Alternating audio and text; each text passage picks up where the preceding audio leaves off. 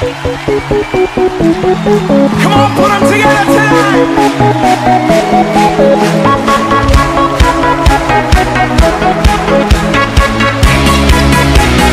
I'm alive, 'cause Jesus gave me life.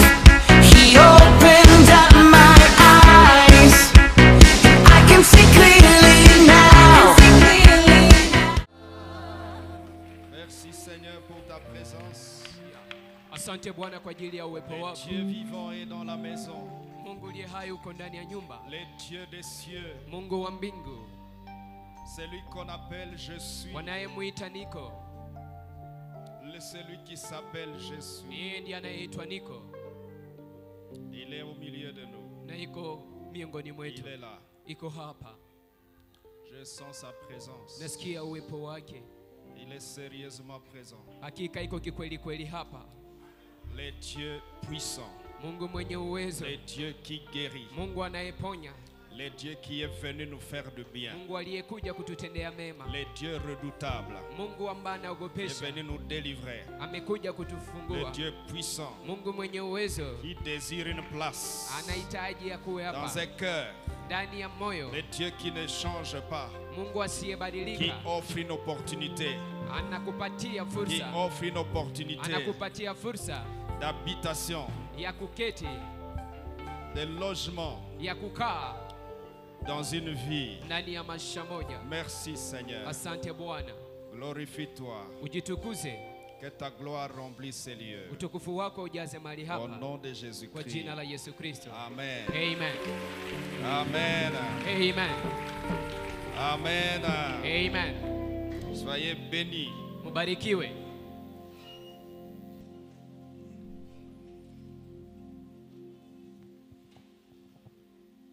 Nous poursuivons. Tunaendelea.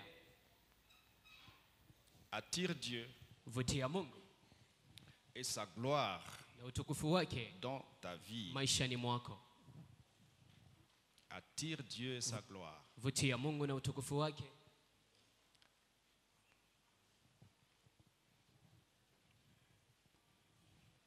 Prenez quelques textes. Chukueni maandiko chache.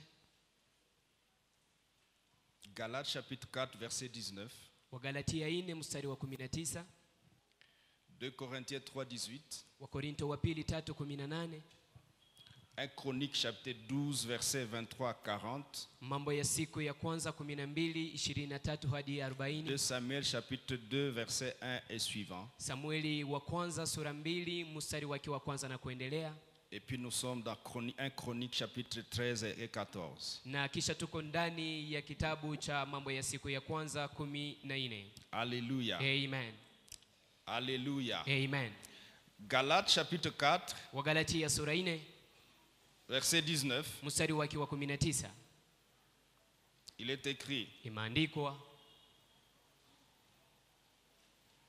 mes enfants, wana wangu, pour qui j'éprouve de nouveau les douleurs de l'enfantement, ambao ningali nasikilia uchungu wa kuzaa, jusqu'à ce que Christ soit formé en vous. mpaka wakati Kristo atajengwa ndani mwenu.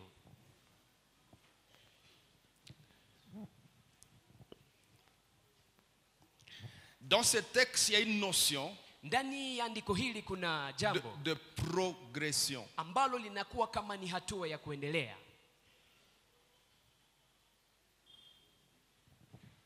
Dans la gloire. Ndani ya utukufu. La notion de progression insinue l'idée Hatua ya kuendelea inakuwa ikionyesha de la responsabilité. Ikionyesha jukumu.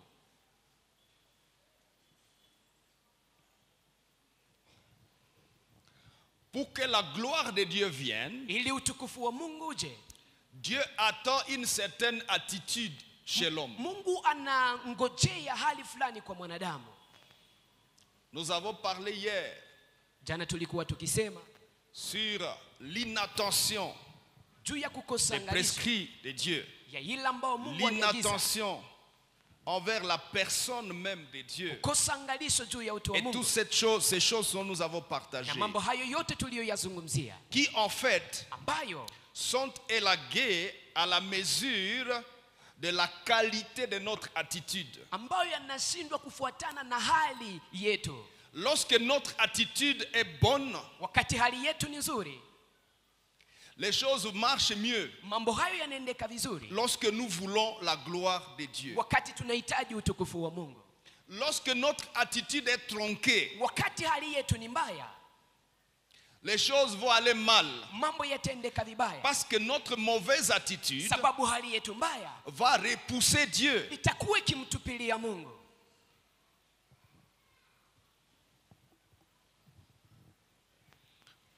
Tu peux aimer la plus belle fille dans le monde. Unaweza kumpenda msichana mrembo sana Et duniani, tu peux être la personne la plus nantie, la plus digne de cette fille-là. na unaweza kuwa mtu ambaye ni tajiri, Et lorsque tu viens chez cette fille, na unapokuja kwa binti huyo, elle peut sentir que ça c'est l'homme qui me mérite. anaweza kujisikia kwamba huu ni mume kabisa na inistahili. Mais son attitude Lakini hali yake face à ton approche mbele ya kukaribia kwako peut faire que cet homme s'en aille. inaweza kufanya mume huyo aende. Pourquoi cet homme est venu? Sababu gani mume huyo Il a amekuja? trouvé certains indices Ameona alama fulani de la femme idéale ya huyu qu'il mwanamke cherchait. ambaye kabisa Mais anayemtafuta. l'attitude de la femme Lakini hali ya mwanamke huu peut te faire partir. inaweza kufanywa na kwenda. Écoutez-moi bien. Mnisikilize vizuri. Cette femme Huyu mwanamke peut poser des actes mécaniques anaweza kufanya matendo ya qu'elle a kujikaza reçus de l'éducation. ambayo aliondoa ndani ya Que madirisha quand il y a yake, un fiancé qui arrive, ya kwamba wakati kuna quand il y a mchumba quelqu'un qui anayekuja, te demande la main, wakati kuna mtu ambaye anakuomba voici mkono, comment il faut faire. tazama namna gani inaomba kufanya.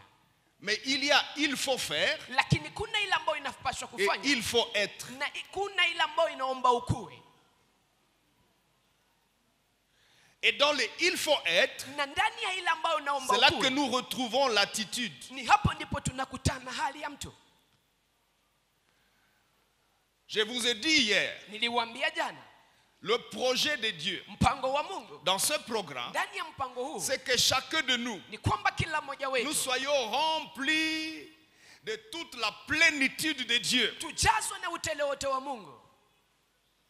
Et ce que nous sommes en train d'apprendre Na ile ambayo tuko tunajifunza comme des principes, kama vile kanuni, tu peux risquer de les prendre de manière mécanique. unaweza kuichukua tu ukijikaza kaza, Mécanique.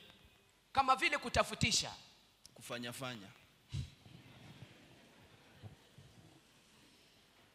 C'est ça, non? Balisema tulete sadaka ya On a mjoli. dit que nous apportions les offrandes. Mon offrande est ici. Balisema tupige magoti. On a dit que nous nous agenouillons. Je m'agenouille. Balisema tu. On peut amener les offrandes. Tunaweza leta On peut se sadaka, mettre à genoux. tunaweza piga magoti. Les gens de Beth-Shemesh, Na watu wa Beti ils Semesi ont amené des sacrifices. walileta zabihu, Ils ont fait certaines choses habituelles qui savent que c'est comme ça qu'on fait. walifanya mambo ambayo ilikuwa kawaida, wanajua ni hivyo ndivyo Déjà les wanafanya. deux vaches Hizo ng'ombe de mbili lait ya qui ambao ont amené zinanyonyesha, l'arche ambao zilileta Ils ile ont offert sanduku la carrément agano, ça à sacrifice. wakaimtolea Mungu kama En vile zabihu, holocauste. wakaitoa Pour kama ce Dieu sadaka qui ya vient d'arriver. kuteketeza kwa ajili ya Mungu ambaye amefika. Ils ont appris que c'est comme ça qu'on fait. Walitambua ya kwamba ni hivyo Mais ndivyo ça n'a pas wanapaswa kufanya. suffi. Lakini hiyo haikutosha Pour que Dieu commence à être content. ili Mungu aanze kufurahi.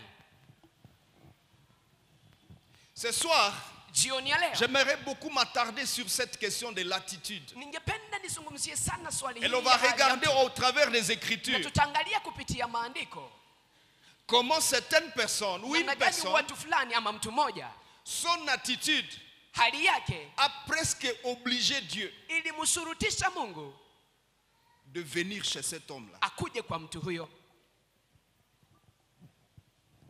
Acte chapitre 13 verset 22 dit: Matendo ya Mitume 13 mstari wa J'ai cherché un 22 homme. imeandikwa, nimemtafuta mtu Et j'ai trouvé na David, nikampata Daudi, homme selon mon cœur. mtu anayependeza moyo wangu. Homme selon mon cœur. Mtu anayependeza moyo wangu. Dieu, Mungu, ton cœur est touché. moyo wako umeguswa. Dieu, Mungu c'est homme selon ton cœur. Hein? ni mtu anayekupendeza moyo wako. Ndio. Donc quand on ouvre ton cœur, Ni kusema on tunapofungua va moyo wako, vraiment trouver que cet homme est dedans. tutakuta ya kwamba huyu Mais mtu yumo qu'est-ce que ndani. cet homme a fait Lakini huyu mtu amefanya nini? pour pénétrer ton cœur? Ili aingie ndani ya Tu es moyo wako. quand même le Dieu de l'univers. Si wewe ni Mungu wa ulimwengu. Tu es quand même le Dieu qu'on appelle en anglais le Almighty. Wewe ni Mungu mwenye uwezo wote. Donc, le Tout-Puissant. Ni kusema ni Mungu mwenyezi ama Comment je Mungu mwenye peux uwezo aller wote. pénétrer le cœur du Dieu Tout-Puissant? Namna gani naweza kuingia ndani ya moyo wa Mungu aliye na uwezo wote? Comment on fait pour entrer dedans? Namna gani unafanya ili uingie ndani? C'est la raison de ces 2 semaines. Hiyo ndio sababu ya wiki hizi mbili. C'est pourquoi on n'est pas pressé. Na ndio maana Il y a beaucoup de chapitres que j'avais prévus. Kuna mambo mengi niliyoyatayarisha. Mais je m'étonne que nous sommes encore au 2e chapitre. Lakini nashangaa tungali tu kwa kipengele cha pili. Et si on ne finit pas, bon, ça viendra dans les dimanches, dans les suites. Na kama hatumalizi itakuja tu Jumapili Mais zijazo. l'esprit essaie de me retenir pour dire attention. Lakini roho Ne cours pas dans cette inanishikilia affaire-là. angalisho sikimbie ndani ya mambo haya. Vas-y doucement, Uende kwa upole. de telle manière Kwa que namna tu ambayo t'assures ambao utahakikishwa que ces hommes et ces femmes kwamba wanaume hawa na ne wanawake ratent pas cette opportunité. hawatakosa fursa hii Dis à ton ninayowapa. voisin, mon frère, Ambia jirani Je yako, te ndugu yangu, supplie. ninakusihi ne rate pas cette opportunité. usikose fursa hii. Dis-lui avec insistance. On Mwambie a ukitilia mkazo. insiste. Tilia mkazo.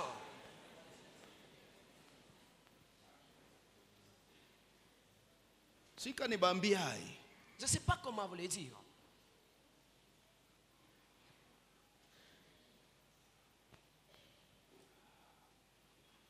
Et Paul dit, Na Paulo anasema je souffre encore ningali des nateseka douleurs de l'enfantement na machungu ya jusqu'à kuzaa ce que Christ soit formé en vous. mpaka wakati Kristo atajengwa ndani mwenu. Christ Kristo formé atajengwa en moi, Eston. ndani mwangu. Eston Ça veut dire inamaanisha il y a déjà un morceau de Christ ou bien kumesha kuwa kipande cha Kristo ama ce concept formé en vous fait appel à la notion de la plénitude. inakuwa ikiitisha hii jambo la utele ama kujazwa Jusqu'à ce que mpaka la wakati plénitude de Christ ambamo utele wa Kristo se manifeste en vous. itaonekana ndani mwenu. Qu'est-ce que cette plénitude de Christ? Utele huu wa Kristo ni gani? Qu'est-ce que cette plénitude de Dieu? Utele huu wa Mungu inamaanisha nini? C'est l'être de Dieu. Ni utu wa Mungu. C'est la personne de Ni Dieu. utu wa Mungu. C'est l'essence de Ni Dieu. ile ambayo Mungu anamaanisha. C'est les œuvres de Ni Dieu. matendo ya Mungu. C'est l'amour de Dieu. Ni upendo wa Mungu. C'est les sentiments de Ni Dieu. hisia za Mungu. Paul dit, Paulo anasema ayez en vous les sentiments qui étaient en Jésus-Christ. muwe ndani mwenu na hisia iliyokuwa ndani ya Cette Kristo. plénitude Hii utele englobe infiniment de choses. inakuwa ikijumlisha mambo C'est mengi. cette sagesse de Dieu. Hii hekima ya Mungu. C'est cette intelligence de Dieu. Ni hii akili ya Mungu. Vous savez, Mnajua depuis que la Pentecôte est expliquée comme la plénitude du Saint-Esprit, tangu wakati Pentekoste inafasiriwa kama vile kujazwa na Roho et que les Mtakatifu, gens ont parlé en langue, na watu wakasema kwa lugha, les gens ont tendance à confondre watu wanaanza kuchanganyikisha ou à interpréter plénitude du Saint-Esprit ama kufasiria kujazwa na Roho Mtakatifu en plénitude de sensations. kama vile kujazwa na kusikia. Au moins, tu as umejazwa. Ah, toi tu as été rempli au moins toi. Umejazwa mwata Tu as été wewe. rempli au moins toi. Oh, Mungu na mimi nijaze sawa huyu. Seigneur, remplis-moi comme celui-ci. Na mimi nisikie. Que moi aussi je sente quelque chose. Une plénitude émotionnelle ou Inakuwa ni sensationnelle. kujazwa na hisia ama vitu vya De kusikia. grandes quantités de sensations. Inakuwa ni kujazwa vitu vya kusikia ama nini? La plénitude utele huu dans l'entendement de Dieu. ndani ya kusikiliza kwa La Mungu, plénitude du Saint-Esprit kujazwa na Roho dans Mtakatifu, l'entendement de ndani Dieu, ya kuelewa kwa Mungu, c'est la plénitude de Dieu. ni kujazwa C'est la na Mungu, plénitude de son être. ni kujazwa C'est na la utu plénitude wake, de sa personne. kujazwa na C'est utu la wake, plénitude ni de son kujazwa essence. na C'est ile la ambayo plénitude anamaanisha, de ni ses kujazwa œuvres. na matendo yake, C'est la ni plénitude. kujazwa. Et c'est ce que Dieu veut t'offrir. Na hii ndio Mungu anahitaji akupe. C'est ce que mon cœur recherche. Na hii ndio moyo wangu Mon natafuta. cœur languit après ça. Moyo wangu natamani sana hii. Je pleure devant Dieu pour dire, donne-moi ça. Nalia mbele ya Mungu nimwambie nipatie hii. Nous avons vu dans Ephésiens chapitre 3 verset 19 hier. Tuliona jana ndani ya Efeso 3:19 jana.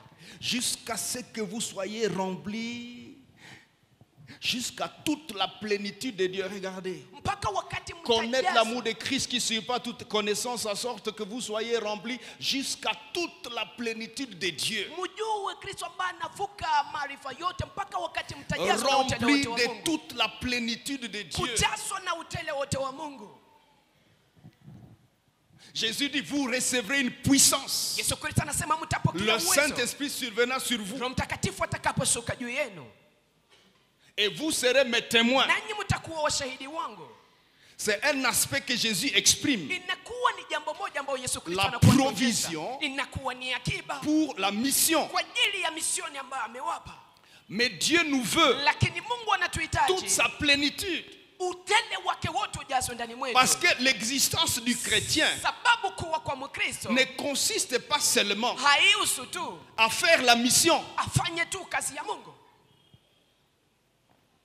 Est-ce que je parle à quelqu'un? Je, niko namzungumzia mtu? Dieu veut plus Mungu anahitaji zaidi. que de nous donner la puissance pour gagner les âmes. Zaidi ya kutupa uwezo ili tuweze kuopoa nafsi. Parce que le royaume de Dieu Sababu ufalme wa mbingu ne consiste pas seulement à gagner les âmes, si kuopoa nafsi tu walete kwa mais Yesu, consiste aussi lakini inahusu pia à établir son être sur la terre, kusimika utu à wake établir duniani, son règne sur la terre, kusimika ufalme à wake établir ce duniani, que Dieu est sur kusimika la terre, ile ambayo à Mungu iko établir duniani, les œuvres de Dieu sur kusimika la terre, matendo ya à Mungu établir kuweka l'atmosphère du ciel sur la mazingara ya terre. mbingu hapa duniani. La plénitude ne consiste pas simplement Utele si tu à être rempli de puissance. kujazwa na uwezo, Très intéressant et important. inakuwa ya muhimu Parce qu'il sana. en faut Maana inaomba la tuwe puissance. nayo uwezo. Quand je parle de quelqu'un à Jésus, Napomwambia de mtu Jésus juu à ya Yesu quelqu'un, Kristo, que son cœur soit touché, moyo wake comme le uguswe. jour de la Kama Pentecôte, vile siku ya les Pentekoste participants à Jérusalem waliokuwa wakihudhuria disent, Yerusalema, oh mon frère, ambao wanasema Que ferons-nous? enyi ndugu zetu tufanye dans nini? Actes chapitre 2, Ndani verset ya Matendo 37 ya et Mitume suivant, 2 mstari wake wa Oh, 37 na kuendelea. que ferons-nous? Enyi ndugu wapenzi tufanye Pierre est nini? rempli de la puissance Petro amejazwa na du uwezo Saint-Esprit wa Roho Mtakatifu pour ramener les ili âmes au salut. awarudishe nafsi kwa wokovu. Mais Dieu est en quête de plus que cela. Lakini Mungu anatafuta zaidi ya hii. Dieu a des objectifs Mungu ana shabaha dans lesquels ambamo ndani mwake il y a le salut des âmes, muna wokovu wa nafsi, mais il y a aussi plus que ça. lakini kuna pia iliyo zaidi Dieu ya hii. a besoin de soumettre Mungu anahitaji le kutiisha monde des ténèbres. ulimwengu wa giza.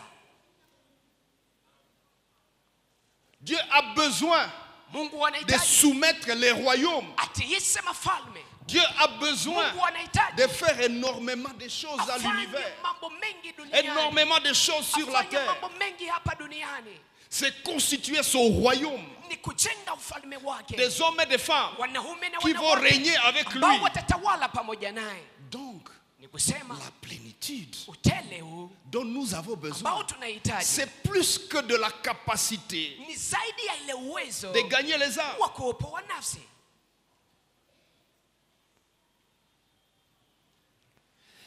Est-ce que quelqu'un capte quelque chose? Je, kuna mtu anasikiliza Je jambo? peux voir votre main si vous captez Naweza quelque chose. kuona mkono wako kama unasikia kitu. Est-ce que quelqu'un a un téléphone? Je, kuna mtu ana simu? Vous avez un téléphone? Kuna mtu ana simu? Ok, fais un SMS à ton ami qui n'est pas encore là. Andikia ujumbe ndugu Dis-lui, yako tu es ambaye en train de haiko. rater des choses maintenant. Mwambie uko nakosa mambo mengi kwa Je sasa. vous donne une minute. Na wapatia dakika moja.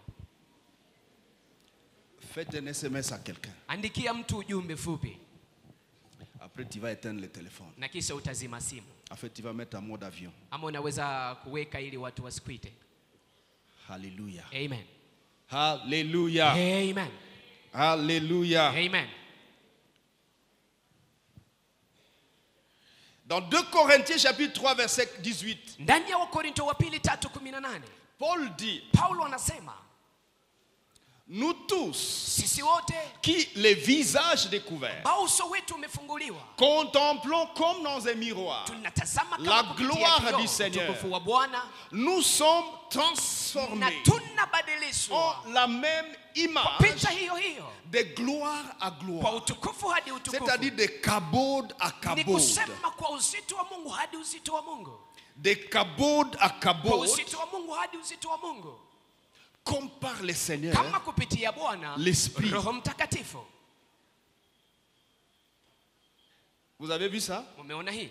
De gloire Utukufu à gloire, hadi utukufu, jusqu'à ce que Christ soit formé en vous, mpaka wakati Kristo atajengwa ndani jusqu'à mwenu, ce que la gloire. mpaka wakati ambapo soit formé utukufu en vous. itajengwa ndani mwenu. Il y a une notion de progression Kuna hapa hatua ya vers la kuendelea plénitude de la ambayo gloire. inaendea utele wa utukufu.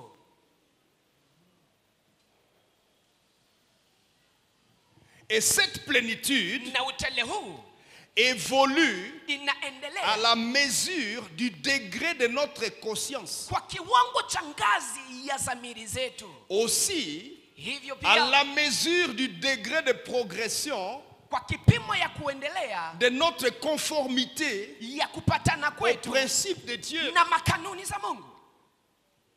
À la mesure Kwa hiyo kipimo où notre ambayo attitude ambamo hali yetu se développe inakuwa ikikomaa envers Dieu mbele ya Mungu, de telle manière na hata que nous comprenions qu'est-ce que est Dieu, tunaanza kuelewa Mungu ni nani, que nous devenions corrects avec Dieu, tunaanza kuwa sawa pamoja na Mungu, que nous comprenions ce que Dieu attend, tunaanza kuelewa Mungu anasubiri que nous nini, comprenions qui nous sommes tunaanza kuelewa sisi et ni qui wanani est Dieu na Mungu yeye ni nani, et comment nous devons nous comporter envers lui. na namna gani tunapaswa kuenenda mbele yake. Ça nécessite la progression. Hii inaomba kuendelea, C'est pas par un coup de baguette. si tu kwa ghafla,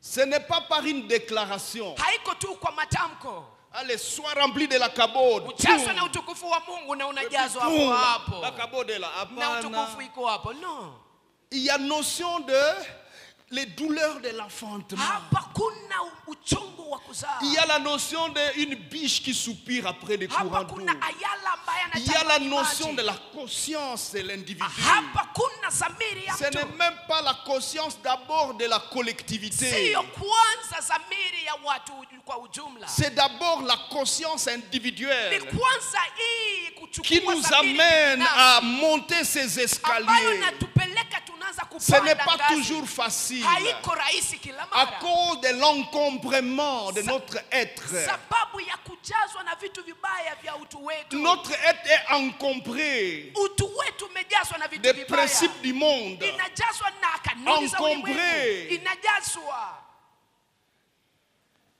des semences du diable, na mbegu za shetani, encombré inajazwa des attitudes acquises na hali ambazo tumezipokea dans le monde ndani ya au ulimwengu, travers de nos amitiés, kupitia warafiki au zetu, travers des choses kupitia mambo dans lesquelles tu t'es beaucoup habitué. ambamo umeyazoea Tu as sana, passé beaucoup de temps umepitisha muda dans une mwingi forme de vie. ndani ya maisha ya hali Cette fulani, forme de vie t'a na formaté maisha hayo négativement. itakuharibisha. Alors tu as déjà compris Na hapo sasa qu'il umeelewa te faut la ya cabode. kwamba inakupasa Mais utukufu pour wa y Mungu. arriver, Lakini ili il y ufike a des hapo, choses qui te tirent kuna derrière. mambo ambayo yanakukokota nyuma. Jésus dit dans Jean Yesu 14 Kristo et anasema 30, ndani ya kitabu cha Yohana Le 14 prince de ce mstari monde wa vient, 13, mfalme wa mais dunia il n'a hii rien anakuja, à moi. lakini hakuna chake ndani mwangu. je n'ai pas des choses qui m'encombrent. Sina vitu Je n'ai vinavyonijaza pas des vibaya. choses qui vont m'empêcher d'opérer et d'agir. Sina vitu vitakavyonizuiza Je n'ai kutumika. rien de Satan. Sina kitu cha shetani Dans ndani ya mon mwangu, système. ndani ya uongozi wa maisha yangu. Je n'ai pas des choses qui m'encombrent. Sina vitu vinavyonikulia nafasi. Pourquoi devons-nous passer 15 jours? Sababu gani utapitisha siku 15? Parce qu'il faut que nous ayons suffisamment de temps Sababu inaomba tuwe na muda pour monter ces unaofaa escaliers. ili tuweze kupanda ngazi hizi. Monter ces Tupande ngazi escaliers. hizi. Monter ces Tupande ngazi escaliers. hizi. Jusqu'à ce que Christ soit formé Mpaka en nous. wakati ambamo Kristo Jusqu'à ce que atajengwa la ndani mwetu. cabaude, Mpaka wakati la ambamo gloire de utukufu, Dieu, utukufu wa de Mungu, gloire en gloire, utukufu hadi utukufu, de gloire en gloire, utukufu hadi utukufu, de gloire en gloire, tu m'amènes, tu m'amènes. à la profondeur Tu m'amènes, de ta sainteté. tu m'amènes. Un peu comme si le Saint-Esprit est en train de nous pousser, c'est enda. Ni kama vile Roho Mtakatifu iko natusukuma na tuambia twende, tupande. Vas-y mon fils, Uende mwanangu, vas-y ma fille, uende binti wangu, tu m'amènes. unanipeleka, Amène-moi là-bas. Seigneur. unipeleke huko Que Bwana. Christ soit formé en Kristo moi. ajengwe Que la ndani gloire mwangu. soit formée en Utukufu moi. wa Mungu Et ujengwe à ndani un mwangu. moment donné, Na kwa wakati moja Christ est pleinement. Kristo anajazwa ndani Et on mwangu. peut parler de la plénitude. Na hapa tunaweza kusema juu ya kujazwa. Et cet état de plénitude Na hii hali hii ya utele change le comportement de Dieu envers nous. inabadilisha mwenendo wa Mungu mbele yetu. Au point que les voisins Na hata jirani peuvent commencer à s'étonner, à se poser des questions. anaweza anza kushangaa na kujiuliza Et maswali. dit, ulipatia Mungu nini? Et comment ça dit, toi tu as donné à Dieu quoi? Si uniambie, Dis-moi les secrets. on est tous ensemble à genoux devant ces dieux. Sisi sote tunapiga magoti Nous mbele ya faisons la Mungu. même prière. Tuko tunafanya ombi ile Dieu ile. exauce Élie Mungu anamjibu Nehemia. et Néhémie. Mungu anamjibu Et puis il Nehemia. m'exauce pas. Na kisa mimi hanijibu. Ni nini? Qu'est-ce qu'il y a? Ouais, ni nini na weye. Qu'est-ce qu'il y a avec toi? Qu'est-ce qui se passe? Nini napitikana? Dans la forme, Ndani ya utu. il est ama possible umbo. qu'on est à genoux à ce premier escalier. Inawezekana tunapiga Et magoti kwa hii physiquement, vous ngazi nous ya voyez kwanza. tous les deux. Na kwa kimwili mnatuona sisi Mais wawili. c'est possible que moi je suis au premier Lakini escalier. inawezekana mimi Néhémie niko est kwa là-bas. ngazi ya kwanza lakini Nehemia amefika kwa ya mwisho. Alishaenda. Sasa tunafanya même prière. Nous sommes en train de faire la même Oh prière. Dieu, Mungu, fais quelque chose pour moi. unifanyie kitu. Viens. Njoo. Le terrain est préparé. Uwanja uko tayari. Et puis lui, il était déjà là. Lakini mimi nimeshafika huku kumwisho. Ça éclate. Na mambo ya Mungu Moi, je yanatokea. suis au premier escalier. Lakini yeye iko kwa ngazi Je ya suis kwanza. encore pleinement encombré. Ningali na nafasi ambayo inajazwa na vitu vibaya. Quelqu'un me capte? Kuna mtu ananisikiliza? La progression Kuendelea. de gloire à gloire. Utukufu moja Est-ce qu'on hadi peut utukufu mémoriser ces mwingine. versets rapidement? Je, tunaweza kuushika hii shahidi haraka? Quand nous contemplons sa gloire, Tunapo tafakari utukufu nous wake. tous qui les visages découverts, Sisi sote ambao allons-y ensemble, tumefunuliwa allons-y uso, tunaweza ensemble. kwenda pamoja. Nous Sisi tous sote qui les visages ambao uso découverts, wetu umefunuliwa. contemplons comme dans un Tunatazama miroir kama kupitia la kioo gloire du Seigneur. utukufu wa Bwana.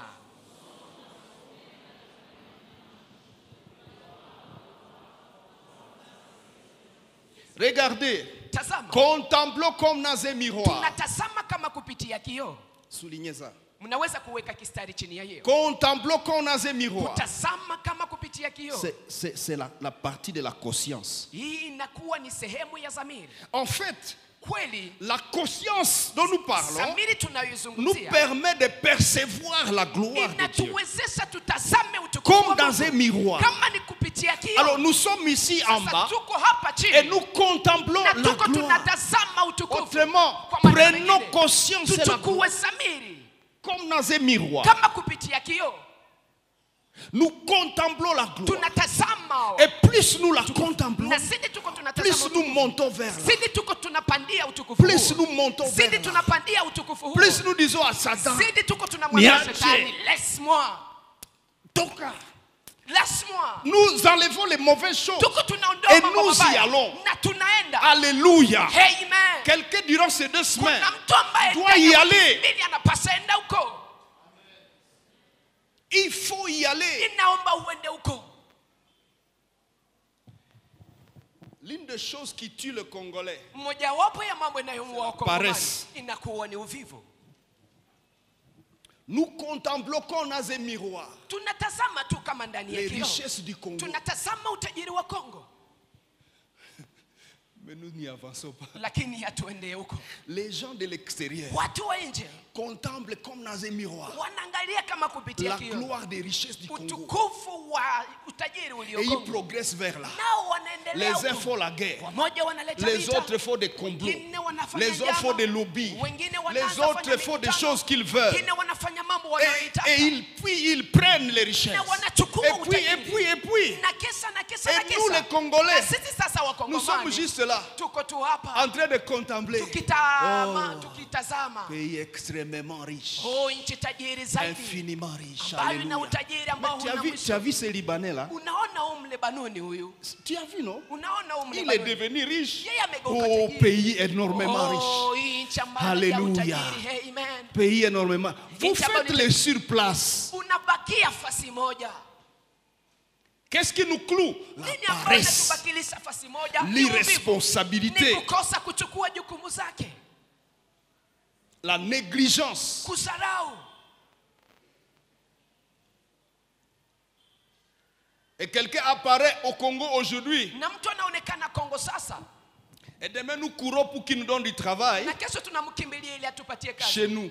huku kwetu tu, Et qu'il nous paie de notre argent. na atatulipa na pesa yetu. Et ceux qui viennent dans les mines, ils disent ok, on va partager la richesse. Wanaotokea ndani ya viwanja kuchumbua Alors, mawe creusez. ya bei kali wanasema tutatafuta Je utajiri. vais vous construire des écoles à contrepartie. Nitawajengea Et masomo, vous construisez une école quelque part dans une brousse. nitachimbua mawe yenu ya samani na kisha nitawajengea masomo, Et on construit un dispensaire. na kisha On va commencer à wanawatengenezea vous kituo soigner, cha c'est afya. bon. Wataanza kuwatunza, ni Et vizuri. le Congolais, il est là, il regarde. Na Mkongomani yuko hapa Et il anaangalia tu, envoie son enfant dans cette école. na anatuma mtoto wake ndani ya shule hilo. C'est ça la contrepartie. Hii ndio malipo. Non, oui, on va avoir du travail, on va fournir des boulots. Oh, tutawapatia makazi. Ndio. Combien de boulots? Kazi ngapi? Je vais amener les machines. Nitaleta mashini Les machines vont creuser. na mashini yatachimbua. Alors je vous donne combien de boulots? Sasa nitawapatia kazi ngapi? Mais vous ne savez pas utiliser les machines? Sasa nyinyi hamjui kutumia mashini. J'importe le personnel à l'étranger. Nitawaleta watakaotumika nchi ugeni. Et nous on est là en train d'admirer. Na hapa tuko tunafurahi tu. Utajiri konaenda Oh, les richesses sont en train de Mungu partir. Baba. Oh mon Dieu.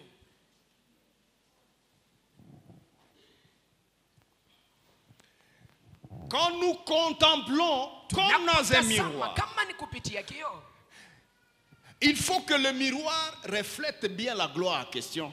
inaomba ile kioo ionyeshe utukufu wa Et Mungu. ce miroir, c'est notre conscience. Na hii kioo inakuwa Il ni faut dhamiri que yetu. notre conscience attrape bien la gloire en question. Inaomba dhamiri yetu ishike hii utukufu ambao Afin tunautafuta. Ili Elle nous attire vers là. inatuvutia kuenda huko. Et que nous commencions à payer le prix Na tunaanza kulipa bei pour franchir des étapes ili tuweze kuvuka et hatua. progresser Tuendelee jusqu'à rentrer dans la gloire. mpaka tuingie ndani ya utukufu. Alléluia. Amen. Alors rentrons dans notre texte de tous les jours. Sasa turudi ndani ya andiko yetu ya kila siku. Bwana sifiwe. Amen. Bwana sifiwe. Amen. Nous prenons le modèle de David. Tunachukua mfano wa Daudi. Bwana sifiwe. Amen. C'est dans quel texte? Ndani ya andiko gani? 1 Chronique chapitre 13 et 14. Mambo ya siku ya kwanza 13 na 14.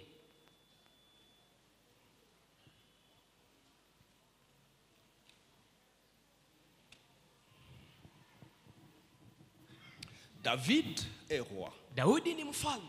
Comment il est devenu roi? Namna gani amekuwa mfalme?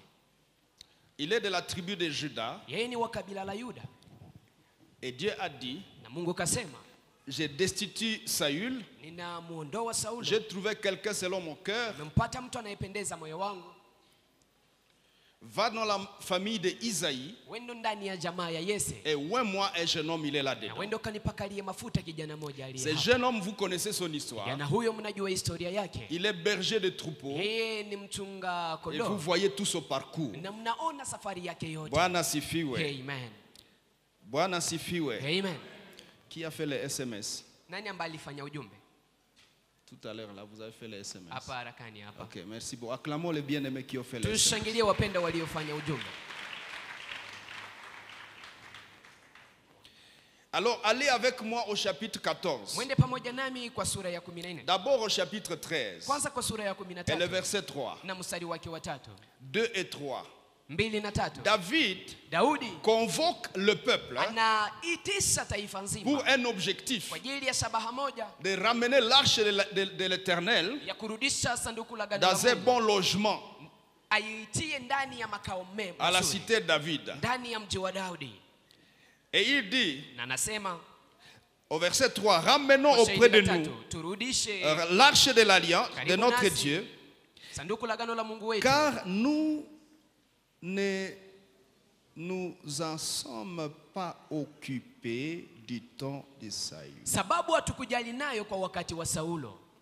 Je vous ai expliqué hier ou avant-hier Niliwafasiria jana que majuzi Saül passe roi, ya kwamba Saulo amekuwa mfalme, il est très humble, anakuwa ni mnyenyekevu il est sana, très conscient de ses limites. anakuwa na dhamiri ya Et il mipaka fait yake, la première guerre na anafanya vita vya il la kwanza remporte avec na brio anashinda vita hivyo, et la corruption l'attrape.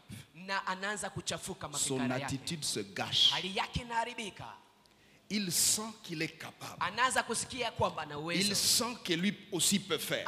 anaanza kusikia kwamba naye anaweza Et kufanya, quand son attitude se gâche, na wakati sasa hali yake il commence à imeharibika, commettre des erreurs anaanza graves. kufanya makosa ya hatari, De telle manière qu'à un moment donné, na hata kwa wakati moja Dieu décide de le destituer. Mungu anaamua muondoe Spirituellement, kiroho. Dieu décide Mungu anaamua d'établir un autre roi, ya kumshimika mfalme un mwingine jeune homme David. ambaye ni kijana anayeitwa Daudi, Mais Saül reste au pouvoir lakini Saulo anabaki kwenye pendant mamlaka plusieurs années encore, kwa miaka nyingi baadaye, occupé d'une occupation principale, akiwa na kitu moja anachokifanya, chercher à éliminer les jeunes hommes qu'on a oint. kutafuta ili amuue ule kijana waliyempaka mafuta. Bwana sifiwe. Amen. Bwana sifiwe. Amen. Mais dans le cœur de David, Lakini ndani ya moyo wa Daudi, lorsque nous lisons ce texte, tunaposoma andiko hili nous retrouvons tunapata une attitude limpide. hali ambayo C'est inakuwa vrai, ya David umakini. Ni a kusema commis kweli, beaucoup Daudi- d'erreurs, Daudi alifanya makosa de mengi, polygamie. alikuwa na wake wengi,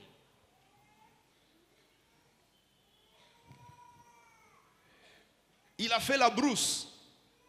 alikuwa ndani ya pori, Dans cette vie où Saül le poursuit, ndani ya maisha haya ambayo Saulo anamfuatilia il se fait joindre par les mécontents. na anajiunganisha na wale wasiofurahi, Et il fait plusieurs années dans une vie terrible. na anafanya miaka nyingi ndani ya maisha magumu, Et ça forge l'attitude de Saül, Na- de David, na hii inakuwa ikitengeneza hali Envers ya Daudi Dieu.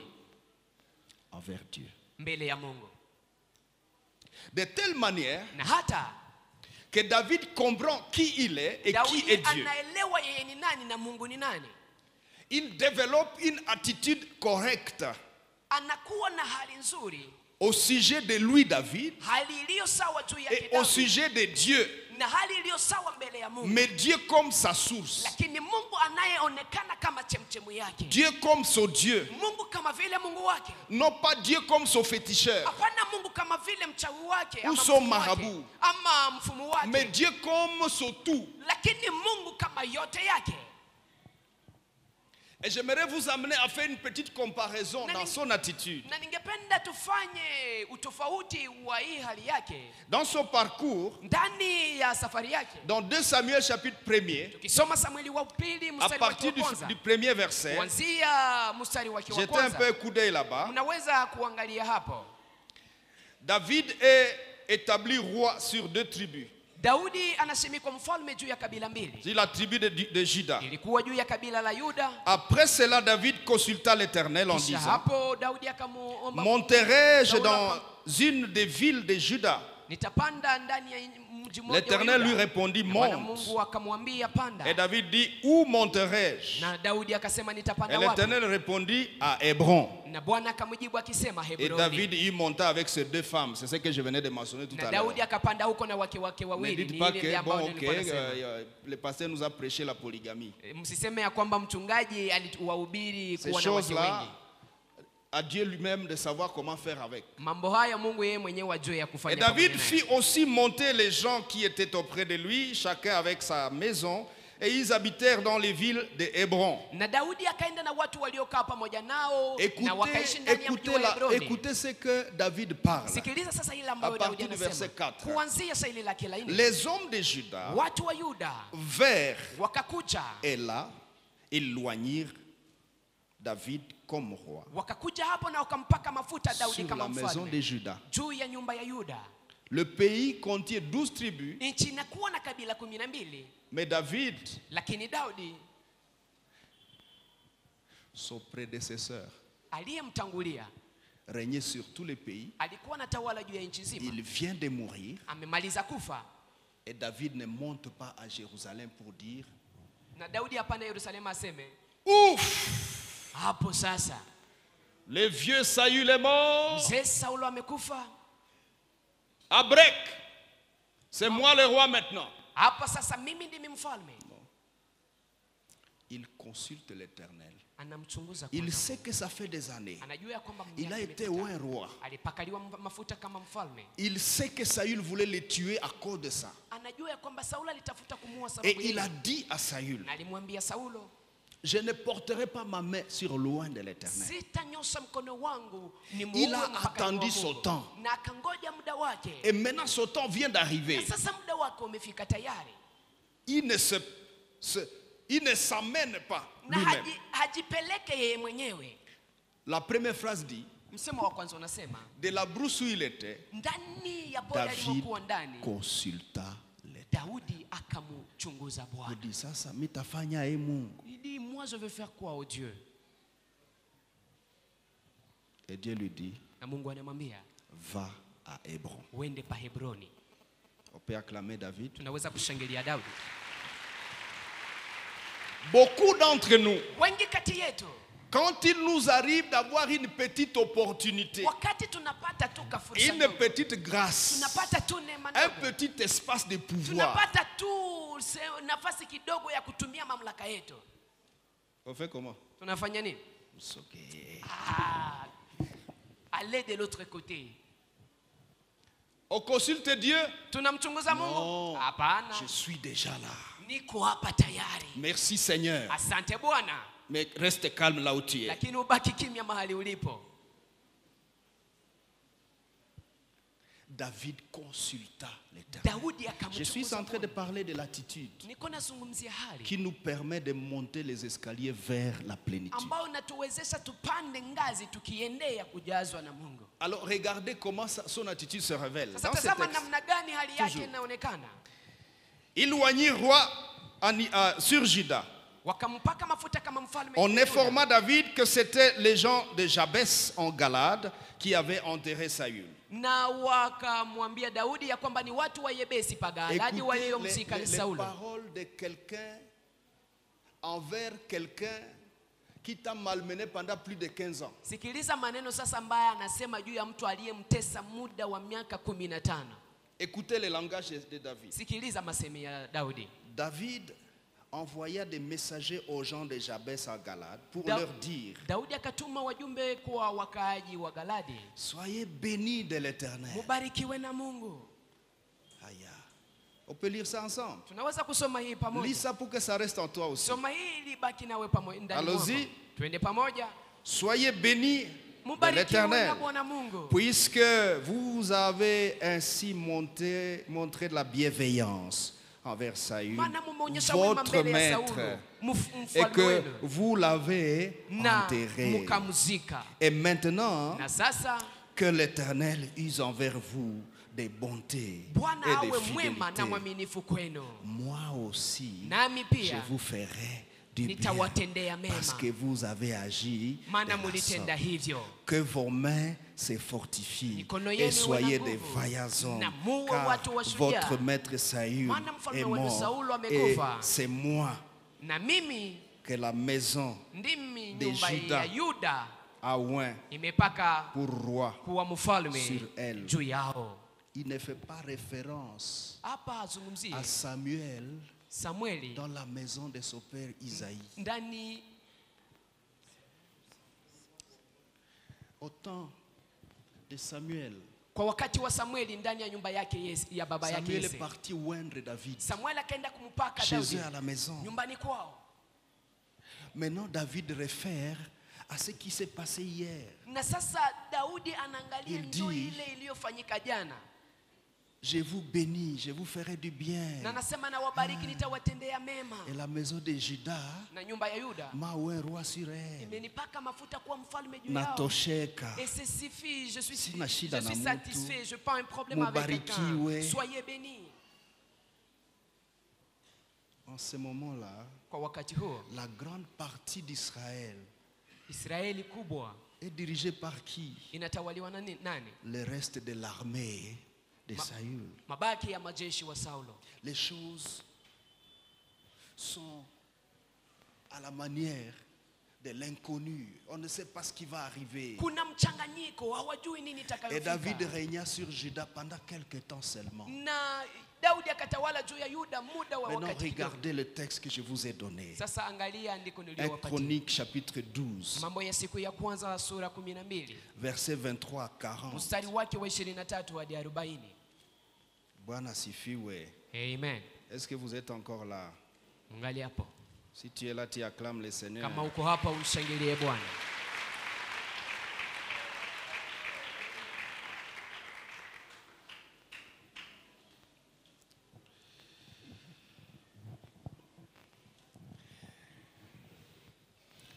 Lorsque le reste d'Israël a constaté Wakati waliobaki wa Israeli walipogundua que les choses marchent chez David, ya kwamba mambo yanaendeka kwa Daudi à Juda, pa Yuda, ils ont dit, hey, wakasema allons chercher David, twende tukamtafute Daudi qu'il règne sur nous. na atawale juu yetu. Écoutez-moi, frère. Mnisikilize ndugu. Lorsque la gloire de Dieu est en toi, Wakati utukufu wa Mungu uko les ndani gens mwako, vont même aller te chercher watu wataenda hata pour que tu kukutafuta viennes régner sur ili eux. ukuje utawale juu yao. Tu n'as pas besoin de lutter. Hauna haja ya kupigana Dans le ministère, ndani ya huduma. quand Dieu est avec toi, Wakati Mungu yuko ne pamoja nawe, bouscule pas avec des coudes. usianze kupigana contre les frères et les na sœurs. ngumi pamoja na wandugu na wadada. Cherche à monter seulement. Tafuta wewe tu upande La wewe. gloire de Dieu va t'établir. Na utukufu wa Mungu utakushimika Dans une entreprise là où tu ndani travailles, ya kampuni ne cherche pas à unapotumikia. bousculer. Usitafute kusukuma sukuma Cherche watu. la gloire de Dieu. Tafuta utukufu wa Mungu. Elle va t'imposer. Na hiyo Ne itakushimika. t'étonne pas que votre directeur Usishangae ya kwamba te director wenu dise, akuambie je vais en fait partir, je rentre chez nous. natafuta rudi Je niende kwetu. pense que c'est toi qui vas rester à Unafikiri ya ce kwamba wewe poste. ndio tabaki hapa kwa uongozi. Alors que tu n'es pas son adjoint. Ijapokuwa wewe si makamu wake. Tu es quelque part là. Unakuwa uko ngambo. La gloire de Dieu peut t'imposer. Utukufu wa Mungu unaweza kushimika. Que la gloire de Dieu impose quelqu'un. Utukufu wa Mungu acha umshimike. Même dans le degré où vous êtes arrivé, Hata ndani ya ngazi ambayo ce umeifikia. qui est merveilleux, c'est ceci. Inayokuwa ya kufurahisha ni C'est que ni kwamba à chaque niveau de progression vers la kwa gloire, kila ngazi unapoendelea ukiendea utukufu, ce qui est de Dieu inayokuwa ya Mungu commence déjà à se manifester. inaanza tayari kujionyesha. On n'a pas encore le maximum, l'abondance et la plénitude. haujakuwa na utele ama ujumla ya Mais au kujazwa. degré où tu es Lakini arrivé, kwa ngazi ambayo Dieu umefikia, peut se manifester pour toucher quelqu'un, Mungu anaweza pour kujifunua guérir kwa kumgusa quelqu'un, mtu, kwa pour kumponya poser mtu, un acte, kwa ajili ya pour kufanya opérer un tendo, kwa miracle. ajili ya kufanya muujiza. Déjà, Hapo sasa sois dans la course. ukuwe ndani ya hiyo Dites à safari. ton voisin, Ambia jirani yako, usikwe njo pembeni. ile mpaketi swako. Sois dans la course, sois dans la montée. Ndani ya safari ya Sois dans la kupanda. montée. Kuwa ndani ya Et safari à la ya kupanda. mesure de là où tu es arrivé, Na kwa kiwango cha mahali ulipofika, comme dans un miroir, kama ndani ya kioo, ne regarde pas au résultat d'aujourd'hui. usiangalie matokeo ya sasa. Tu ne vas plus monter. Hautapanda tena. Beaucoup sont distraits Watu wengi husubaa par les quelques miracles qu'ils viennent na d'expérimenter, miujiza kidogo ambao les wanaishi, quelques succès, Hii les kuweza quelques kufanya faveurs kidogo, qu'ils kibali viennent kidogo, d'obtenir à ambao l'escalier 1, wamepata kwa ngazi ya kwanza. alors que Dieu les attend au sommet. Ijapokuwa Mungu anaongoja huko Dieu kwa attend mwisho. chaque archois au sommet. Mungu anangoja kila mwanamembo wa kanisa Je dis hili que Dieu kwa vous mwisho attend au wa sommet, oh. mlima. Mungu anaongoja kwa mwisho wa mlima. Alors ne vous limitez pas ici. Sasa msiishie Soyez pas hapa. distraits ici. Msisubalie hapa. Contemplez la gloire. Mtazame utukufu. Tout en vivant Dieu maintenant. Ukiishi Mungu sasa, Portez les regards mtazame sur la plénitude. kwa utele. Cherchez la plénitude. Tafuteni utele. Regardez maintenant. Tazama sasa. Lorsque Israël, Wakati les Israeli, 12 tribus, kabila 12 viennent pour introduire David. wanakuja kwa ajili ya kumshimika Daudi. Ah, j'aurais bien voulu être dans cette réunion-là. Ningependa nikuwe ndani ya mkutano huo. Les titres. Kichwa ya hii neno, Guerrier, écoutez, sikiliza, guerrier des 12 tribus qui se rendirent à Hébron pour établir David roi. wapiga vita wa kabila 12 walioenda Hebroni C'est-à-dire, kwa kumshimika Daudi kama vile La mfalme. cérémonie précédente, Ni kusema hii sherehe quand on l'a iliyotangulia, intronisé roi à Juda, walipomshimika kama il y avait mfalme pa des hommes Yuda, normaux, kulikuwa watu tu wa des anciens, kawaida, tout ça. wazee. Mais cette rencontre ici, Lakini mkutano hii,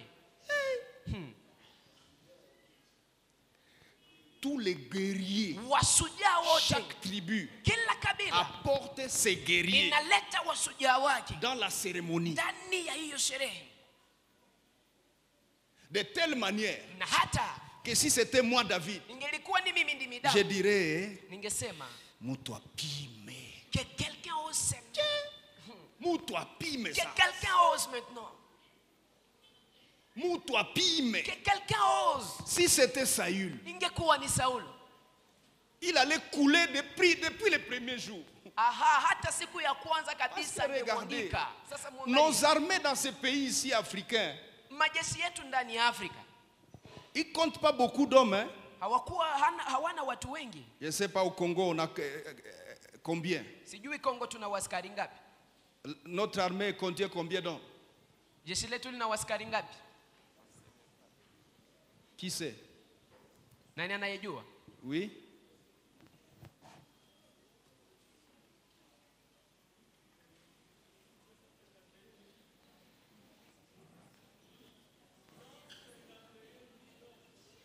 Un million?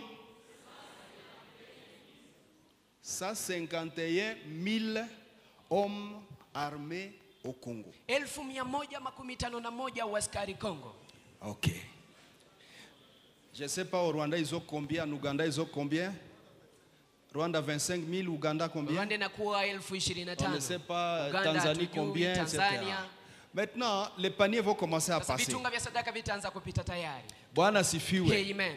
J'ai envie de vous parler de ces choses. Nasikia hamu ya Ne kuhusu. vous fâchez pas si on déborde un peu. Msikasirike Il kama faut qu'on termine la tunavuka pensée muda pour kidogo. que nous puissions rentrer avec une pensée claire et complète. Inaomba tumalize wazo hili ili turudi na wazo Alléluia. linakuwa wazi na ambayo inajaa. Alors prends ton Amen. offrande et donne ça à Dieu. Sasa chukua sadaka yako na umpatie Mungu Et va dans ta Bible. na uingie ndani ya Biblia J'aimerais yako. que nous puissions... Combien ont leur Bible? Wangapi wana Biblia zao? Ah, yeah. Ok. On va conserver ça alors. Regardez. Tazama.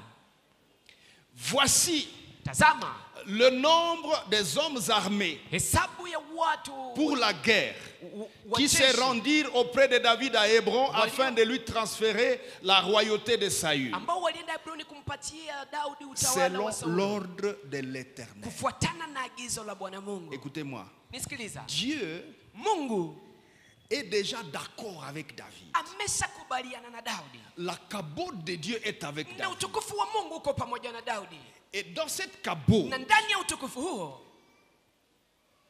Dieu engendre des œuvres. Mungu anazaa matendo. Parmi ces œuvres, Ndani ya matendo la hayo mobilisation militaire kuna kuita maaskari à la rencontre où David devient roi. kwa mkutano ambayo Daudi anakuwa mfalme. Suivant. Ya kufuata, Fils de Judas. Wana wa Si Yuda. tu as la calculatrice, compte pour nous. kama Qui sera una en train de compter mashini ya kuhesabu naweza dans kuhesabu le kwa ajili téléphone. yetu. Calculatrice. Homme de Judas porta le bouclier et la lance. Watu wa 6100, Yuda waliokuwa na ngabo qu'est-ce que j'ai pamoja na mkuki 6800 ilikuwa ni 6,000 armés pour la guerre. mia nane kwa ajili Allons-y ya vita. rapidement. Tunaweza enda Des haraka. fils de Simeon, Wana wa hommes Simeoni, vaillants.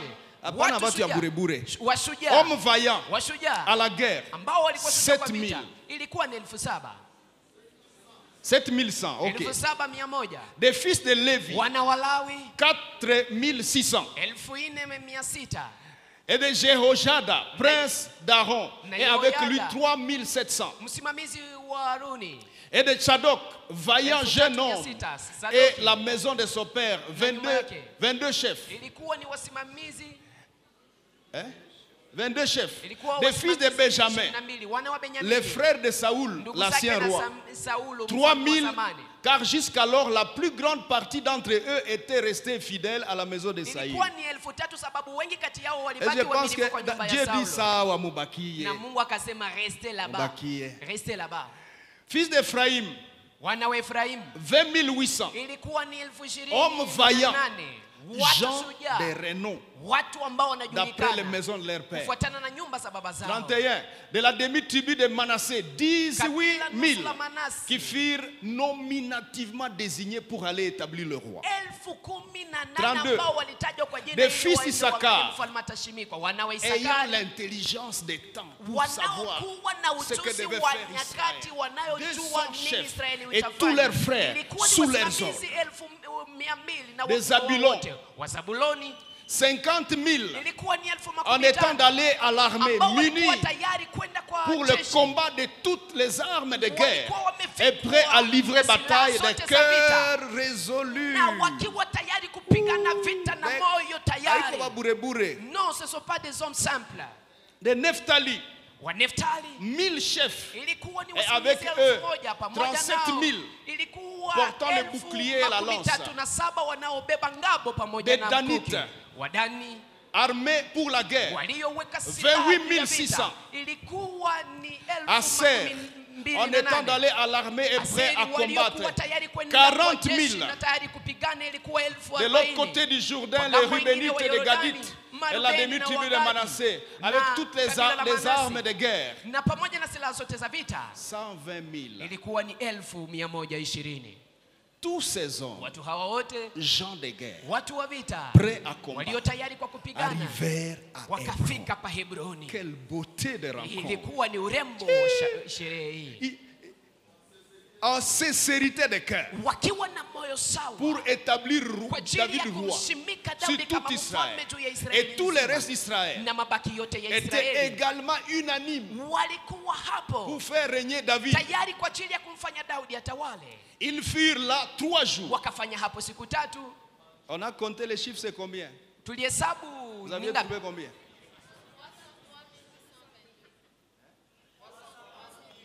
303 000 hommes de guerre. 313.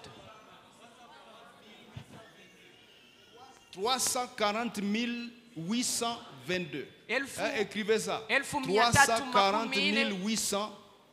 hommes de guerre, hommes sincères, hommes engagés, hommes de renom, hommes expérimentés. Nous allons introniser les jeunes David comme roi. Vous voyez ce que Dieu peut faire.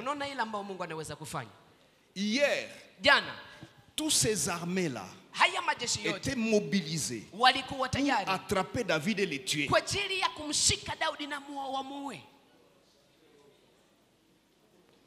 La Bible dit, Dieu peut convertir les cœurs d'un être humain. Quand Dieu est favorable aux voies d'un homme, il dispose même les méchants à la paix avec lui. 340 822 hommes de guerre. Allez au verset suivant. Regardez comment ça se passe. Pendant 3 jours.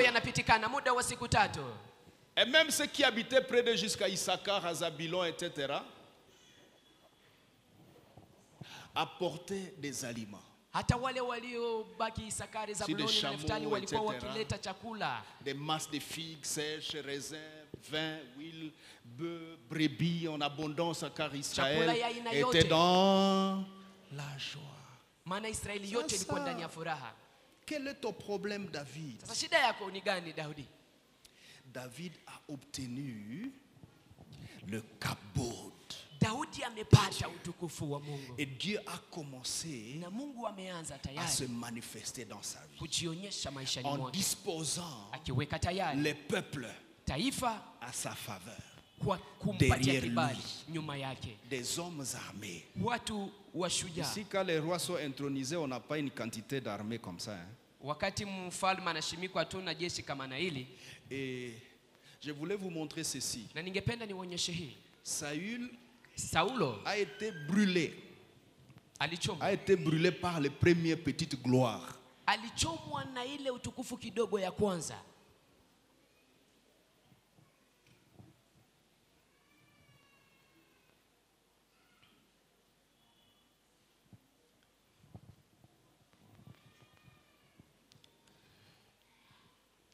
Or, il n'y avait pas grande gloire.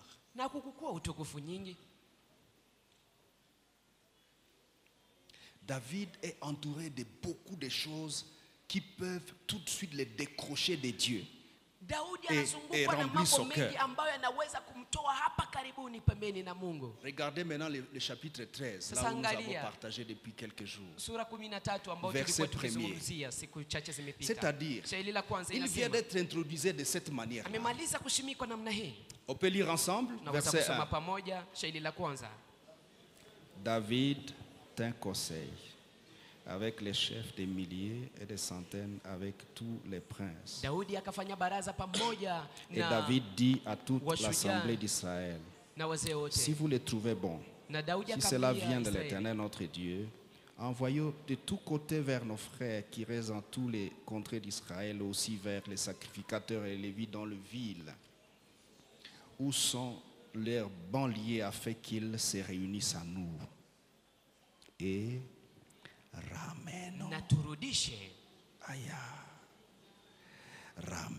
de nous l'arche de notre Dieu Banduku. Car nous ne nous en sommes pas occupés du temps de Saül. Ça, Saül est roi. Tu as une armée comme ça. On est allé à Sanduku aka. Comment tu peux aller apporter une petite arche comme celle-ci? David sait. Grande armée, sawa. C'est bon. Mais si le Dieu là ne vient pas, si la kabod là ne vient pas, ça ne sert à rien. Même ce pouvoir, même ces hommes armés formés ne valent rien, n'apporteront rien, ne feront rien. Laisse-moi te dire, sans les dieux des cieux, tout ce que tu as comme force, comme connaissance, comme richesse, comme réserve financière, comme investissement ne vaudront rien tant que tu n'as pas le Dieu des cieux. David comprend cela. Et observons maintenant son comportement. Il est déjà suffisamment bien garni et entouré. Au plan humain. Je suis sûr qu'il avait aussi quelques stocks d'or. Quand il allait avec ses hommes armés, c'est sûr qu'il ramassait aussi quelques biens. Il était riche déjà. Il ramassait certains butins, non? Mais il dit, armée, richesse, peuple derrière moi. Mais si je n'ai pas Dieu, non, je vais chercher Dieu. Et vous connaissez la suite, nous en avons déjà parlé. Maintenant, allons au chapitre 14, où j'aimerais vous montrer 3 phrases, ou 4. La première au verset 10. 14. Les Philistins apprirent que David avait été oint pour roi sur tout Israël et ils montèrent tous à sa recherche. David, qui en fut informé, sortit au devant d'eux. Les Philistins arrivèrent et se répandit dans la vallée de Réphaïm. Suivez-moi maintenant. Vous connaissez l'armée que David a qui sont venus pour son intronisation. Et les Philistins ne sont pas plus forts que ça. Et donc David peut dire tout de suite, hey, les Philistins sont là, d'accord. Je ne sais pas les clairots, on les joue comment. Je ne sais pas c'est comment. Il allait appeler son armée. Venez exterminez-moi tous ces ennemis ici. Mais regardez ce que David fait. Première phrase. Verset 10. David consulta Dieu. Soulignez ça dans votre Bible. Première phrase. En disant, monterai-je contre les Philistins? Les livrerai-je entre mes mains? Les livreras-tu entre mes mains? Et l'Éternel lui dit, monte, je les livrerai entre tes mains. Et Dieu les livra entre ses mains. Vous gagnez le temps. Deuxième phrase. Pendant que Dieu vient de les livrer entre ses mains, les Philistins ont persisté, ils sont revenus. Au verset 11, 12, 13. Verset 14. David consulta encore Dieu. Vous avez ça dans votre Bible aussi? David consulta encore Dieu. Et Dieu lui donne des indications de combat, etc. Troisième phrase, verset 16. David fit ce que Dieu lui avait ordonné.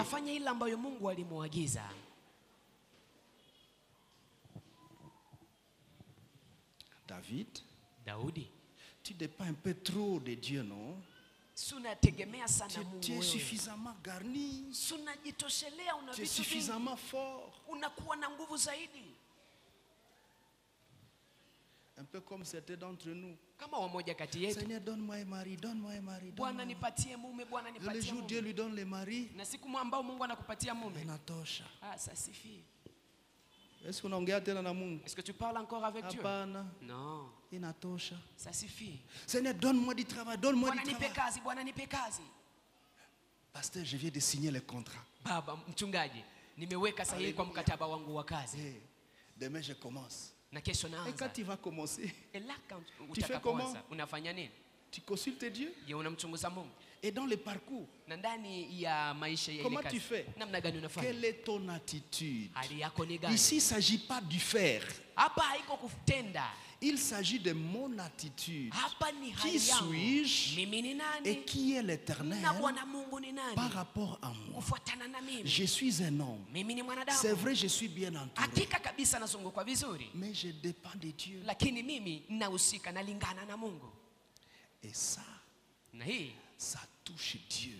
inamgusa Mungu. Ça précipite Dieu vers toi. Inamharakisha Mungu akuje kwako.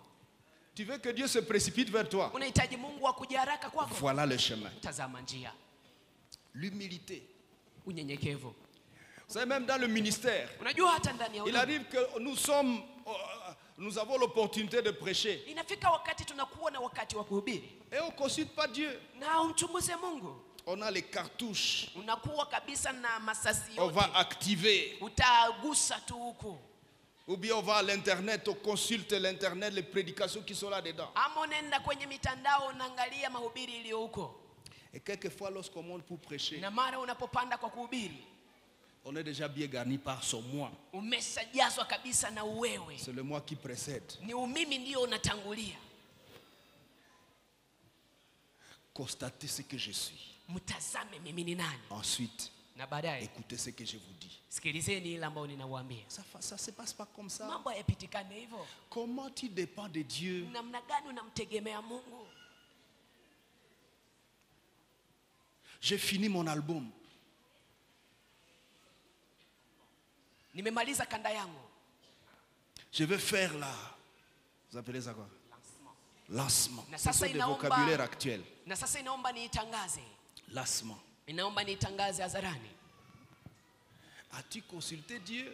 Je, umemchunguza Mungu? Non, tout est déjà là. Mambo yote iko hapo Kila tayari. kitu iko. Tout est là. Kila kitu iko. Tout est là. Est-ce que pour David kila kitu iko? Je, kwa ajili ya Daudi mambo Pour yote David iko? kila kitu iko? Est-ce que tout est là pour David? Est-ce que tout est là? Je, mambo yake yote Tout est iko là. kwa ajili ya Daudi? Mais Mambo yote malgré iko. la présence de kila kitu, Malgré la présence de tout il va de toutes choses, chez l'Éternel anaenda mbele ya Mungu. pour dire Mungu Baba, Nasema, oh Père Dieu, Adonai, tu vois comment je ne m'appartiens pas. mimi si wa mimi mwenyewe. Je vous ai partagé la deuxième phrase, la troisième. Nimeshawazungumzia juu ya msemo wa tatu. Il consulta l'Éternel. La troisième, Ya tatu, David fit ce Daudi que Dieu lui avait ordonné. akafanya ile ambayo Mungu Quand tu alimwagiza. consultes l'Éternel, tu n'es Wakati pas en train d'aller unamchunguza prendre Mungu, quelques fétiches chez Huko Dieu. nenda kuchukua irizi kidogo Ou kwa dire, Mungu. Dieu, donne-moi ce pouvoir-là, je vais aller frapper. Ambao unasema Mungu Non, non, nipatie ile mamlaka non. Je ninaenda kupiga. consulte Dieu et je suis prêt à faire ce qu'il dira. S'il Namchunguza dit tu ne Mungu. vas pas à guerre, je ne vais pas. Namchunguza Mungu, ninatii ile ambayo ananiambia. Même si nifanye. mon armée me dit, Akiniambia nisiende, roi, on va te sitaenda. tuer, nous, laisse-nous partir. Hata On kama a vu, jeshi langu on a wananiambia vu wewe déjà usiende, dans la sisi grotte, tutaenda. dans la grotte, Tuliona ndani lorsque ya Dieu a ya livré jiwe. Saül à David dans une grotte, Wakati Mungu alimtoa Sauli Et les mikononi hommes de mwa David disent, Daudi Chef. ndani ya jiwe. Mungu ametupa mateka, acha tukachinje haka. Et les hommes de David vont lui dire, Dieu nous a donné un buté, il faut que nous égorgions David Saïd. dit, Daudi anasema je hapana, ne porterai pas ma main sitaweka mkono wangu sur juu loin. ya mpakaliwa wa Mungu. On lui dit, mais laisse-nous faire. On va juste les transpercer na tunajiendea. Na Asema hapana. wanamwambia utuache sisi Touche wenyewe tutamue na Ok, tutakwenda. ok, il faut quand même qu'il y ait une preuve que Dieu l'a livré. Ok, on coupe un morceau de son manteau Anasema et on hapana, part avec. inaomba tu tuchukue kitambulisho kwamba Mungu ni kweli na hii ni kweli, na kisha tukate sehemu ya Mais vazi David lake ne na touche tuende pas. nayo, lakini msimguse. Regardez. Tazama, C'est-à-dire une attitude ni kusema hali de soumission, ya utiivu, une attitude hali d'humilité, ya unyenyekevu, d'obéissance ya utiivu et de reconnaître na kutambua que je ne suis pas là sans Dieu. ya kwamba mimi Si siko Dieu, bila Mungu. si j'ai pas Dieu, Kama sina Mungu ça sert à rien. haifalie kitu chochote. Bwana asifiwe. Amen. Regardez la fin de tout. Tazama mwisho wa yote. David fit ce que Dieu avait ordonné et l'armée des Philistins Daudi fut akafanya battue ile ambayo Mungu depuis Gabaon jusqu'à aliyoagiza, Gerar. na Wafilistini Verset wakapigwa 17. toka Gabaoni Lèvons-nous, on va hadi lire le verset 17. Gezeri. Tusimame tutasoma shairi la 17 Lèvons-nous pamoja. ensemble, on va lire le verset 17. Tusimame pamoja tutasoma shairi la On se lève 17. s'il vous plaît rapidement. Tunasimama tafadhali haraka. On se lève rapidement. Tunasimama haraka On tafadhali. va lire le verset 17. Tutasoma shairi la 17. 1, 2, 3. 1, 2, 3. La renommée de David se répandit dans tous les pays Jina la Daudi et likavuma ndani ya nchi l'Éternel nzima. le rendit redoutable à toutes les nations. Na Bwana Mungu akamfanya wa kuogopesha mbele ya mataifa yote. Pas redoutable dans ce pays. Hapana kuogopesha ndani ya nchi yake. C'est répandu dans toutes les nations au pluriel. Jina lake likavuma ndani ya mataifa yote. Qu'est-ce qui produit ces résultats? Nini inayoleta matokeo haya? Est-ce que ce sont les 300 combien hommes Je, ni wale watu 1314 qui le rendent redoutable? ambao wanamfanyao kuwa kuogopesha? Non. Hapana. C'est la gloire de Dieu. Ni utukufu wa Mungu. Mais cette gloire, Lakini utukufu huu, David a appris Daudi amejifunza comment on entre dedans namna gani unaingia et ndani comment on se comporte dedans. na namna gani unakuwa unaenenda mbele yake. C'est ça le message de ce soir. Na hii ndio ujumbe wa jioni ya leo. Quelle est ton attitude Hali yako ni gani vis-à-vis de Dieu? mbele ya Mungu? Malgré tout ce que tu es capable d'être et de faire, Haijalishi yote unayokuwa na humainement uwezo parlant. wa kufanya kwa ngambo Quelle ya est ton binadamu. attitude Hali yako ni gani envers toi-même mbele yako et mwenyewe envers Dieu na mbele ya Mungu par rapport kufuatana à cette gloire que tu recherches? na hii utukufu unayoitafuta? Quelle est ton attitude Hali yako ni gani envers toi-même mbele yako et mwenyewe envers Dieu na mbele ya Mungu par rapport kufuatana à ta destinée? na hatima yako? Vas-tu consulter Dieu? Je, utamchunguza Mungu? Vas-tu dépendre de Dieu? Je, utategemea Mungu? Es-tu prêt Je, uko tayari à comprendre kuelewa que sans Dieu tu n'es rien? ya kwamba bila Mungu wewe ni bure? Es-tu prêt à comprendre Je, uko tayari kuelewa que malgré tout ce que tu as et que tu es, ya kwamba ijalishi yote c'est unayo na rien yote ulio si tu n'as ni pas la bure cabote? kama hauna utukufu wa Mungu? Lèvons nos mains Tunyoshe mikono yetu et prions. na tumuombe Mungu. Je ne te propose pas de prière. Sitakuambia maombi, Prie seulement. lakini uombe tu. Prie pour ton cœur. Ujiombee, uombee moyo wako. Prions, frère. Prions. Uombe bien. ndugu. Prie seulement. Omba tu. Prions, s'il vous plaît, prions. Tuombe tafadhali. Prions, prions. Tuombe.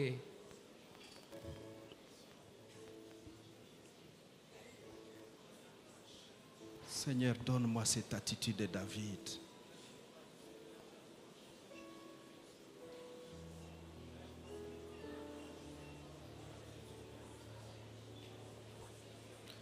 Seigneur, donne-moi l'attitude de David.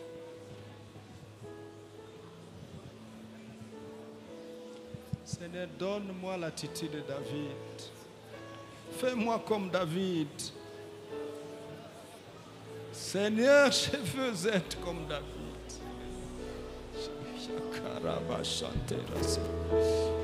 Dieu, je veux être comme David. Seigneur, donne-moi ce cœur-là. Donne-moi ce cœur-là, Seigneur.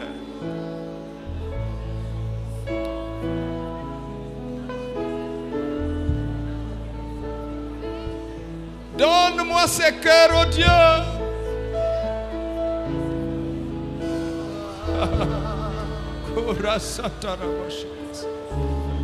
Oh mon Dieu, mon Dieu, mon Dieu. Brise mon cœur, Seigneur. Touche mon cœur, Seigneur.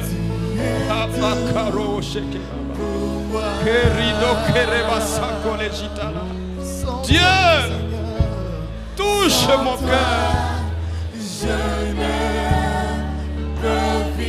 Qu'est-ce que je puis, oh Dieu? Qu'est-ce que je peux faire sans toi? Qu'est-ce que j'ai, Seigneur? À quoi sert ce que j'ai? À quoi servent mes richesses? À quoi servent mes provisions? À quoi servent mes capacités? À quoi servent mes diplômes? À quoi ça sert?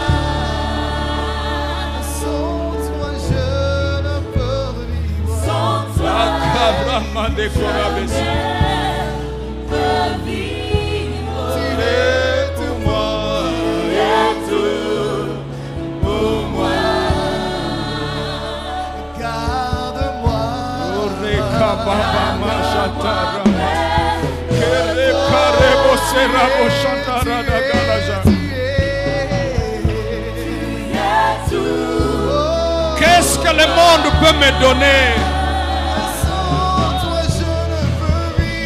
Qu'est-ce que le monde m'a donné? À quoi ça sert?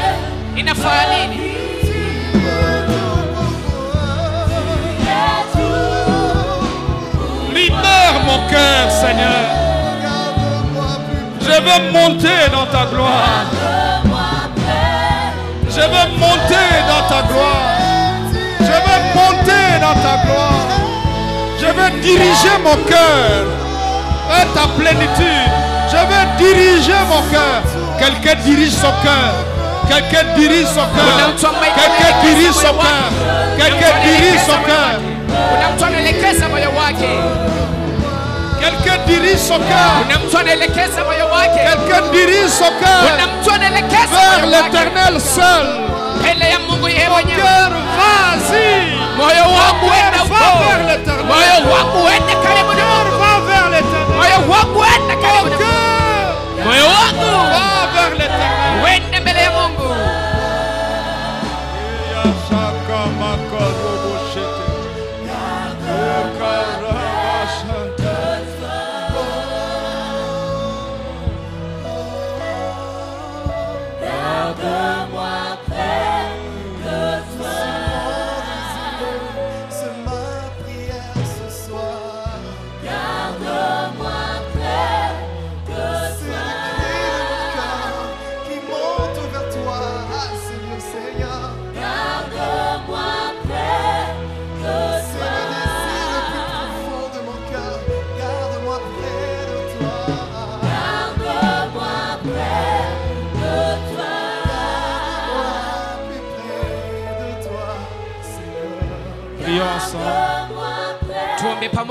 Prions ensemble.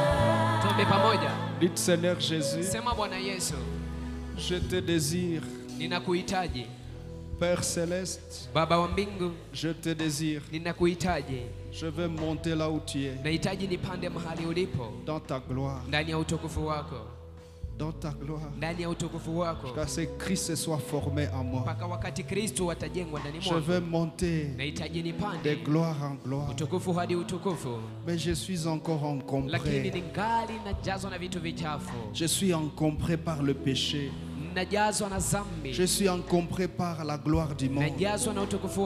Je suis encombré par mes possessions. Je suis même encombré par des dépôts du diable. Les semences maléfiques.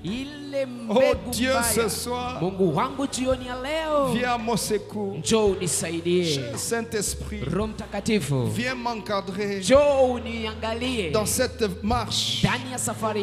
Saint-Esprit, encadre-moi. Je veux y arriver.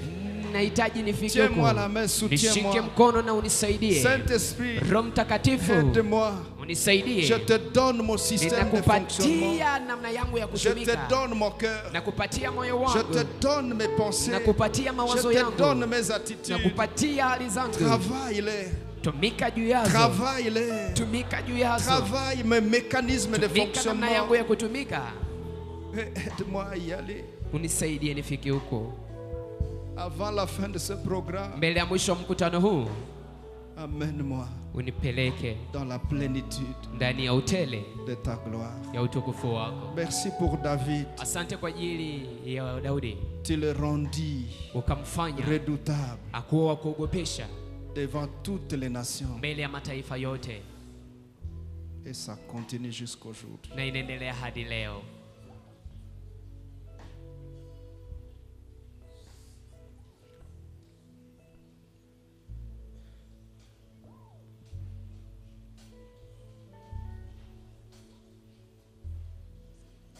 Seigneur, comment te le dire? Prends acte de la demande de chacun. Prends acte de ma propre demande. Nous avons besoin de ta gloire. Fais-nous voir ta gloire. Nous voulons ta gloire. Mon cœur languit après ta gloire. Je veux ta gloire. Viens dans ta gloire. Attire-moi dans la plénitude de ta gloire. Attire-moi, Seigneur, dans la plénitude de ta gloire. Attire-moi, Seigneur. Travaille-moi, Seigneur. Libère-moi, Seigneur. Affranchis-moi, Seigneur. Et amène-moi, Seigneur, dans les profondeurs de ta présence, dans les profondeurs de ta personne, de ton être, de ton essence, dans les profondeurs de tes œuvres, dans les profondeurs de ce que tu es. Oh Dieu, touche-moi. Unikuse.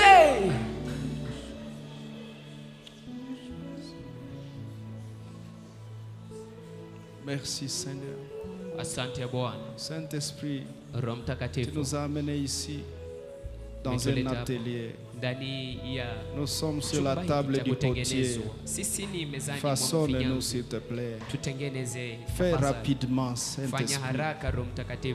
Travaille-moi rapidement, Saint-Esprit. Ne me permets pas de perdre le temps. Ne me laisse pas perdre le temps. Ne me laisse pas perdre le temps. Travaille-moi rapidement, oh Dieu.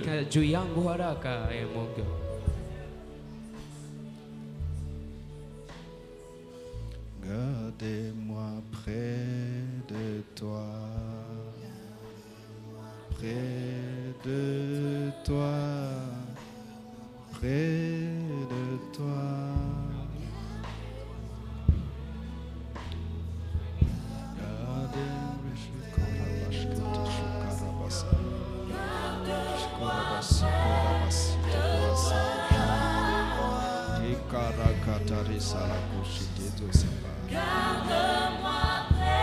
Merci Seigneur. Asante Bwana. Merci Dieu. Asante Mungu. Merci Saint-Esprit. Asante Roho Mtakatifu. Accompagne-nous. Utusindikize. Exerce-nous et entraîne-nous Utuzuileshe na dans cette montée, ndani ya mpando huu dans la plénitude. Kwa kujazo. Au nom de Kwa Jésus-Christ. jina la Yesu Kristo. Amen. Amen. Come on, put them together tonight.